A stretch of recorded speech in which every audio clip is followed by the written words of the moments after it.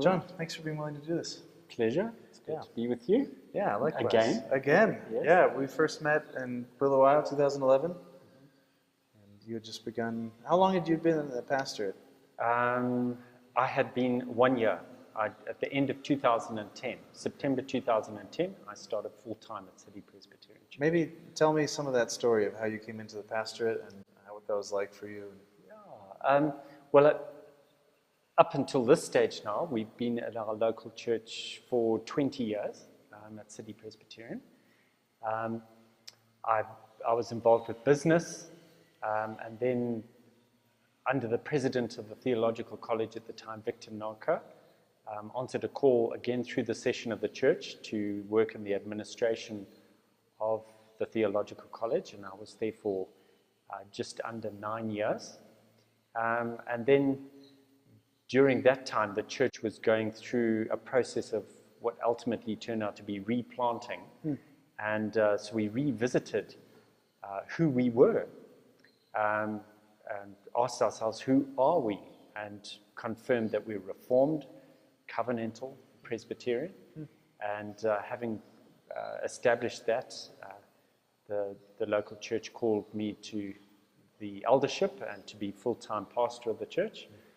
But that would include doing more formal theological training, unlike the years of a little bit of this and a little bit of that. Which leads to the next part of the story. Yeah, so you were at the Theological College of Zimbabwe in Bulawayo, which is how we met. And yet you've come up to ARTS in Uganda. Tell me some of why, what the benefits are, and so on. Yeah. Well, how that happened in the first place was having accepted the position to the pastorate and realizing that we're going to need to look for education that was going to enable me to be pastor at the same time, immediately precluded TCZ, since TCZ works on a full-time basis. And I would not be able to do full-time studies and be a full-time pastor.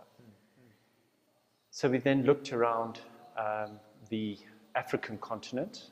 There were options off the African continent that were cheaper to get to, would have been quicker to go through the course, and would have been in many ways easier.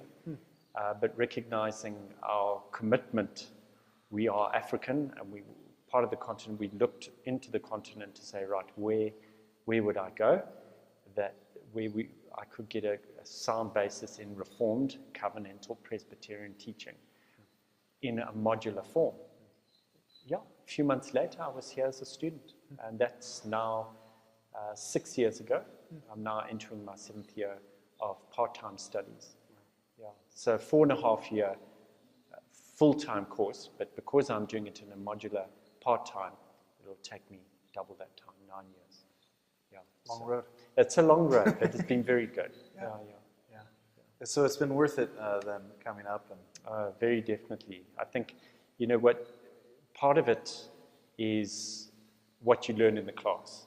But because I live on campus, I'm interacting with my fellow students who come from many different nations on the continent. Obviously, East Africa and North Africa are the majority of the students, but there's some from West Africa, some from Southern Africa. This has really exposed me to the church continentally in a way that wouldn't have been as easy to get in Bulawayo, just in my own context. So I'm learning in the class, but certainly on campus, I'm learning outside the class, just conversations over meals, being in the dormitories together, spending weekends together. Yeah. You learn a lot. Yeah. Probably more than in the class, in a different way. Right. That's fantastic.